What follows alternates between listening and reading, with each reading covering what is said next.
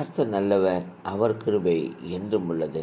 என கருமையான தேவஜனமே, தேவனால் அருளப்படுகிற வார்த்தை, அப்பொழுது தேசத்திலே சுகமாய் குடியிருப்பீர்கள். எப்பொழுது என்று கேட்டால், நீ ஒருவனுக்கும் அநியாயம் செய்யக்கூடாது என்று சொல்லப்படுகிறது. ஆமென். அநியாயம் செய்யாமல் மற்றொருவனை குறித்து தவறாக எண்ணாது இருப்பீர்களானால் ஒன்று. இரண்டாவது, தேவனுக்கு பயப்படுகிற பயத்தில் இருக்கும் பொழுது. மூன்றாவது, அவருடைய கட்டளைகளின்படி செய்து அவருடைய நியாயங்களை கைக்கொண்டு அவைகளின்படி நடக்க கடவீர்கள். அவருடைய வார்த்தைகளின்படி நடப்பீர்களானால் நீங்கள் சுகமாய் படுத்திருப்பீர்கள். அல்லேலூயா, ஆமென். அவர் வாக்குத்தத்தம் பண்ணப்பட்ட அந்த தேசத்தை குறித்து பேசுகிறார்.